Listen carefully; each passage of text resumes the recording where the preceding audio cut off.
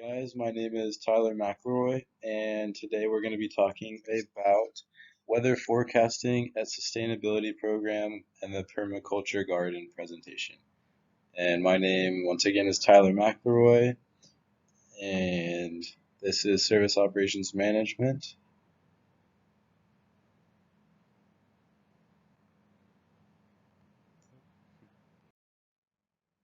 So just a quick little introductory page.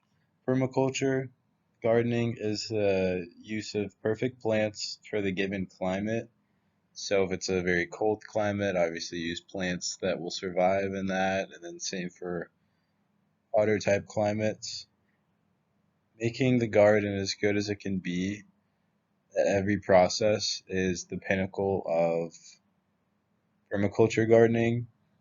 It will make sure that at every single decision that you make about your garden will only increase the effectiveness and overall look and growth of the plants.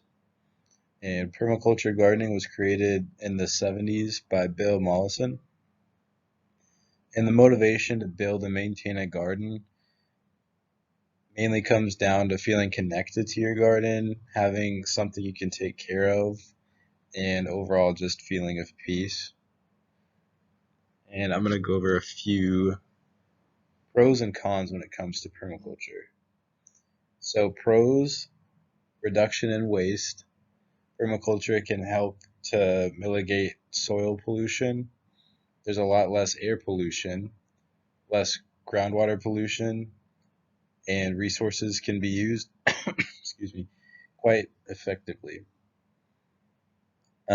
They also include self-production of energy, long-term process, and the reasons on the screen. And then the cons include a big learning curve, can be very expensive, short-term losses versus long-term benefits. It may conflict with local customs. There could be some religious concerns as well.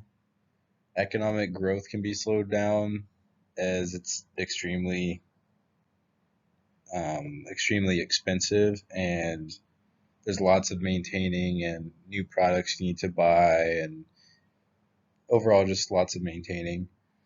It may not be sustainable for mass production. It may lead to unpleasant smells, and it takes a long time to see benefits come to fruition. So my page one is the moving method. Excuse me. And a moving method is a calculation to analyze data points when creating a series of data. Um, and it's very common. And here you can see very clearly the different levels of dew, and then the MA2 and MA3 per year, and how it goes up. And in some years, it's just not even there. Second one is weighted method. It's often used when there seems to be a trend based on experience and intuition. And another part. So, weighted average is a calculation that takes into account the varying degrees of importance of the numbers in a data set. And when calculating weighted average, each number is very, sorry. A weighted average can be more accurate than a simple average, as it'll be identical weights. So page three is exponential smoothing. It's a form of weighted moving average. Most recent data is weighted the most.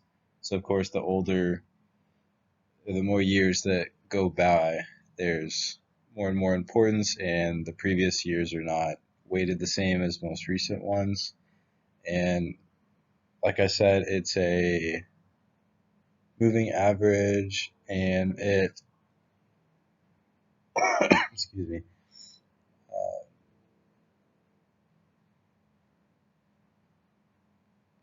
newer data is a lot more relevant, and it usually takes short-term forecasts, as longer-term forecasts are not very reliable, as they're quite old. Next slide. Next one is the track signal. It's a good method in reflecting on assumptions in the forecast, and it's extremely used and very effective. I found this being one of the better methods to use, as it displays very clearly any kind of trends, and you can build hypotheses and assumptions based off of it. And the tracking signal is an automatic indicator, a variation of actual forecast in relation to any kind of data that you're researching, and also future data in terms of forecasting. And that is the track signal. And then my conclusion page is each method gave us a better, more detailed look at what we knew previously. Seeing the information on an appropriate graph makes it easier to gauge the overall trend and is much easier to determine what's going on. And it's a great way for us to end off the project in this analysis. Excuse me. I actually learned quite a bit from this project. Each stage getting feedback really helped, and putting things, any kind of research data into charts really does help with any kind of subject or matter. It just gives you a much better and simpler look at what's going on, how to interpret the data, and overall make decisions. So that is my presentation, and thank you guys for listening.